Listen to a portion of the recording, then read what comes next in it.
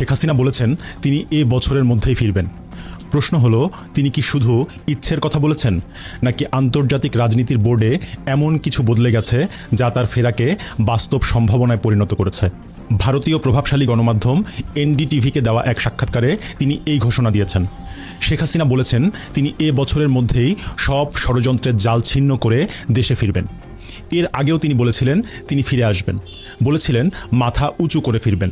কিন্তু আজকের বক্তব্যে একটি নতুন বিষয় আছে। এবার তিনি শুধু ফেরার কথাই বলেননি, সময়সীমাও বেঁধে দিয়েছেন। আর এখানেই উঠছে সবথেকে গুরুত্বপূর্ণ প্রশ্ন, হঠাৎ এত আত্মবিশ্বাস কেন? কি বদলেছে আন্তর্জাতিক অঙ্গনে? ওয়াশিংটন, দিল্লি, বেইজিং কিংবা মস্কোর শক্তির সমীকরণে কি নতুন কোনো সমীকরণ তৈরি হয়েছে? আজ আমরা খুঁজে দেখব শেখ হাসিনার এই বক্তব্যের অন্তরালের গল্প। তিনি এই বছরের কবে ফিরছেন? ফেরার পেছনে কি কোনো সমঝোতা হচ্ছে? ফিরে আসার এই বার্তার পেছনে কি লুকিয়ে আছে দক্ষিণ এশিয়ার নতুন ভূ রাজনৈতিক পুনর্বিন্যাস? 2024 সালের 5 আগস্ট বাংলাদেশের রাজনীতি হঠাৎ ভেঙে পড়ে। দেশ জুড়ে তৈরি হয় অস্থিরতা, ক্ষমতার ভারসাম্য বদলে যায়। শেখ হাসিনা ভারতে চলে যান, আর বাংলাদেশের ক্ষমতা দখল করেন সুদখোর ডক্টর ইউনূস। এটা ছিল আঞ্চলিক শক্তির দ্বন্দ্বের একটা বড় অধ্যায়। অনেকেই বলছে এটি পুরোপুরি অভ্যন্তরীণ ঘটনা, কিন্তু ভূ রাজনীতিতে সম্পূর্ণ অভ্যন্তরীণ বলে খুব কম জিনিসই আছে। বাংলাদেশের মতো কৌশলগত অবস্থানের দেশ কখনোই শুধু অভ্যন্তরীণ রাজনীতির মাধ্যমে পরিচালিত হয় না। প্রশ্ন হলো, কেন বাংলাদেশ এত গুরুত্বপূর্ণ? উত্তর একটাই, বাংলাদেশের অবস্থান। বাংলাদেশ মানচিত্রে ছোট, কিন্তু অবস্থানে বিশাল। এক পাশে ভারত, অন্য পাশে মিয়ানমার, সামনে বঙ্গোপসাগর। এখানে ইনফ্লুয়েন্স মানে শুধু ইনফ্লুয়েন্স নয়, এখানে ইনফ্লুয়েন্স মানে বঙ্গোপসাগরে প্রবেশাধিকার, ইন্দো প্যাসিফিক নিয়ন্ত্রণ, চীনকে নিয়ন্ত্রণে রাখা, সামুদ্রিক বাণিজ্যে আধিপত্য বিস্তার করা। এ কারণেই বাংলাদেশকে নিয়ে সবার এত আগ্রহ। প্রশ্ন হচ্ছে, আমেরিকা বাংলাদেশে আসলে কী চেয়েছিল? গণতন্ত্র, মানবাধিকার, নির্বাচনী স্বচ্ছতা? এগুলো আসলে বয়ানের অংশ। কারণ পরাশক্তিগুলো কখনো শুধু আদর্শ নিয়ে চলে না, তাদের মূল চালিকা শক্তি হচ্ছে তাদের স্বার্থ। বাংলাদেশে ওয়াশিংটনের বড় 3টি স্বার্থ ছিল। বঙ্গোপসাগর এখন ভবিষ্যতের কৌশলগত কেন্দ্রবিন্দু। যে এখানে ইনফ্লুয়েন্স রাখবে সে ভারত মহাসাগরের রাজনীতিতে প্রভাব বিস্তারের সক্ষমতা পাবে। মানবিক করিডোরের নামে মিয়ানমারে গভীর প্রবেশাধিকার, কারণ মিয়ানমারে আছে বিরল খনিজ। আজকের প্রযুক্তির যুদ্ধে রেয়ার আর্থ মানেই অস্ত্র হাতে পাওয়া। চীনের প্রভাবকে থামানো, বিশেষ করে সামুদ্রিক সম্প্রসারণ। কিন্তু এবেলাতে একটা বড় সমস্যা ছিল, আর সেই সমস্যার নাম শেখ হাসিনা। তিনি পশ্চিমাদের চাপের কাছে নতি স্বীকার করেননি। এখানেই শুরু হয়েছিল দ্বন্দ্ব। কিন্তু বর্তমানে এসে প্রশ্ন হলো, আমেরিকা হঠাৎ করে কেন দিক পরিবর্তন করছে? সব থেকে গুরুত্বপূর্ণ প্রশ্ন, যে আমেরিকা এত দৃঢ় প্রতিজ্ঞ ছিল, তাহলে এখন অবস্থান নরম কেন? কেন আগের মতো আক্রমণাত্মক বার্তা নেই? কারণ হলো, ওয়াশিংটন বুঝেছে মাঠ পর্যায়ের বাস্তবতা তাদের প্রত্যাশার ধারের কাছেও নেই। ক্ষমতার শূন্যতা তৈরি হলে সবসময় কাঙ্ক্ষিত শক্তি ক্ষমতায় আসে না, অনেক সময় বিশৃঙ্খলা তৈরি হয়। বাংলাদেশে ঠিক সেটাই হয়েছে।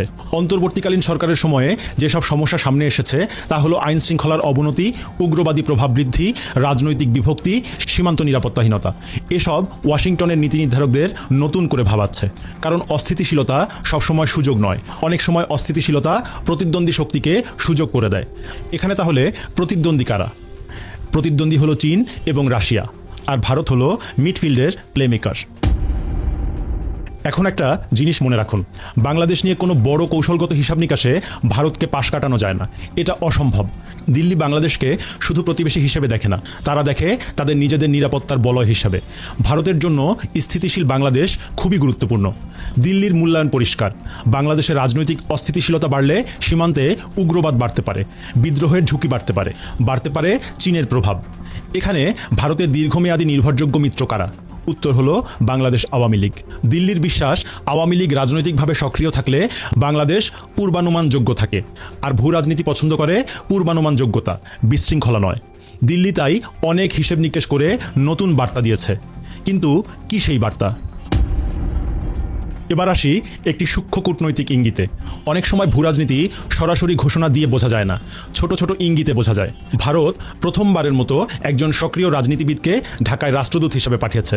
নাম তার দীনেশ ত্রিবেদী, সাবেক রেলমন্ত্রী, রাজনৈতিকভাবে অত্যন্ত প্রভাবশালী ব্যক্তি। এটা নিয়মিত কোনো নিয়োগ নয়, এটা ইঙ্গিত। বার্তাটা কি? দিল্লি বুঝিয়ে দিচ্ছে বাংলাদেশ ইস্যু এখন শুধু কূটনৈতিক নথি নয়, এটা সর্বোচ্চ রাজনৈতিক অগ্রাধিকার। এরপরেই ঘটেছে আরও একটি চমকপ্রদ ঘটনা। নয়াদিল্লিতে নিযুক্ত মার্কিন রাষ্ট্রদূত সার্জিও গোর সোশ্যাল মিডিয়াতে দীনেশ ত্রিবেদীকে শুভেচ্ছা জানিয়েছেন। শুনতে সাধারণ সৌজন্য মনে হতে পারে, কিন্তু কূটনীতিতে প্রতীকী বার্তা গুরুত্বপূর্ণ, খুব গুরুত্বপূর্ণ। এটাকে পরোক্ষ সমন্বয়ের ইঙ্গিত হিসেবেও পড়া যেতে পারে। কিন্তু প্রশ্ন হলো, সার্জিও গোর কেন এই বার্তা দিলেন? আমেরিকার নেগেটিভ সিগন্যাল যে শুধু বাংলাদেশ তা কিন্তু নয়। এই অঞ্চলের প্রায় সব দেশ থেকেই আমেরিকার জন্য নেগেটিভ সিগন্যাল এসেছে। এটা বুঝতে হলে তাকাতে হবে নেপালের দিকে, কারণ ছোট দেশগুলো পরাশক্তির সংকেত খুব দ্রুত বুঝে ফেলে। কিছুদিন আগে নেপালে মার্কিন কূটনৈতিক উপস্থিতি প্রত্যাশিত প্রভাব তৈরি করতে পারেনি। এটা ওয়াশিংটনকে একটা নতুন বার্তা দিয়েছে। বার্তাটি হলো, দক্ষিণ এশিয়ার ইনফ্লুয়েন্স আর স্বয়ংক্রিয় নয়। আঞ্চলিক শক্তিগুলো এখন খুব বেশি দৃঢ়, তারা এখন আর ইএসআর মুডে নেই। তাহলে এখন আমেরিকার জন্য সবথেকে খারাপ সম্ভাবনা কি? নেপালের সাথে দূরত্ব বৃদ্ধি, মালদ্বীপের সরে যাওয়া, বাংলাদেশের অস্থিতিশীলতা। এগুলো হলে ওয়াশিংটন দক্ষিণ এশিয়ায় প্রভাব বিস্তারের সক্ষমতা হারাবে, যেটা তারা চায় না, কখনোই চায় না। কারণ আত্মঘাতী যে কোনো সিদ্ধান্ত আমেরিকাকে নতুন দুঃস্বপ্নের মুখোমুখি করবে। এবার আসি সবথেকে স্পর্শকাতর বিষয়ে, RIC, রাশিয়া, ইন্ডিয়া, চায়না। শুনতে অসম্ভব লাগে, কারণ ভারত আর চীনের মধ্যে উত্তেজনা রয়েছে, কিন্তু ভূরাজনীতি সাদা কালোভাবে নির্ধারিত হয় না। একটি বিষয়ে এই তিনটি দেশ একমত হতে পারে, সেটা হলো দক্ষিণ এশিয়ায় অতিরিক্ত পশ্চিমা প্রভাব সীমিত করা। রাশিয়া চায় পশ্চিমা ইনফ্লুয়েন্স কমে যাক, চীনও তাই চায়, আর ভারত চায় বাইরের নিয়ন্ত্রণ সীমিত থাকুক। এই মিলের জায়গাটুকুই RICকে গুরুত্বপূর্ণ করে তুলেছে। ওয়াশিংটন যদি বাংলাদেশে অতিরিক্ত আক্রমণাত্মক অবস্থান নেয় তাহলে কি হতে পারে? তাহলে ইন্ডিয়া, চায়না এবং রাশিয়া একদিকে চলে যেতে পারে। এটাই যুক্তরাষ্ট্রের সবথেকে বড় দুঃস্বপ্ন। তবে কি এজন্যই আওয়ামী লীগের দিকে ঝুঁকে পড়া? এখন মূল প্রশ্ন হলো, আমেরিকা কি সত্যি আওয়ামী লীগের দিকে ঝুঁকছে? সিম্পল অ্যান্সার হলো, পুরোপুরি নয়, কিন্তু পুনরায় সমন্বয় হচ্ছে। এখানে ভালোবাসা নেই, আছে কৌশলগত প্রয়োজন। ওয়াশিংটন হয়তো বুঝেছে আওয়ামী লীগকে পুরোপুরি এলিমিনেট করা বাস্তবসম্মত কোনো সিদ্ধান্ত নয়, কারণ বাংলাদেশে আওয়ামী লীগের শক্তিশালী রাজনৈতিক ভিত্তি এখনও ইগনোর করা যায় না। তাই নিজেদের স্বার্থে সমঝোতা জরুরি। আর এই সমঝোতা নিয়ে NDTVর পক্ষ থেকে সবথেকে গুরুত্বপূর্ণ প্রশ্ন করা হয় শেখ হাসিনাকে। NDTV শেখ হাসিনাকে প্রশ্ন করেছিল, আওয়ামী লীগের ওপর নিষেধাজ্ঞা তুলে নেওয়া এবং সুষ্ঠু বিচার নিশ্চিত করার ব্যাপারে আপনার সাথে বিএনপি সরকারের ব্যাকডোর আলোচনা হচ্ছে এমন একটি গুঞ্জন আছে, এটা কি সত্য? জবাবে শেখ হাসিনা সমস্ত গুঞ্জন উড়িয়ে দিয়ে বলেন, কোনো গোপন সমঝোতার প্রশ্নই আসে না। তিনি বলেন, আওয়ামী লীগের ফিরে আসা কোনো দলের ওপর নির্ভর করে না, কারণ জনগণই আওয়ামী লীগের শক্তি, এবং জনগণের শক্তিতেই আওয়ামী লীগ পুনরায় বাংলাদেশে ফেরত আসবে। শেখ হাসিনার আমি ফিরব বক্তব্যের অর্থ কী? সম্ভাব্য তিনটি ব্যাখ্যা আছে। সম্ভাবনা 1, তিনি গোপন কূটনৈতিক গ্রিন সিগন্যাল পেয়েছেন। আর সম্ভাবনা 2 হলো, তিনি তার কর্মীদের প্রস্তুতির বার্তা দিচ্ছেন। 3 নম্বর সম্ভাবনা হলো, তিনি যেহেতু একজন দক্ষ রাজনীতিবিদ, তাই তিনি জানেন বৈশ্বিক শক্তির সমীকরণ বদলাচ্ছে। দেখুন, আজকের বিশ্বে জোট স্থায়ী নয়। বন্ধু আজ শত্রু হতে পারে, শত্রুকাল অংশীদার হতে পারে। একসময় যাদের লক্ষ্য ছিল সরকারের পরিবর্তন, তারাই আগামীকাল স্থিতিশীলতা চাইতে পারে।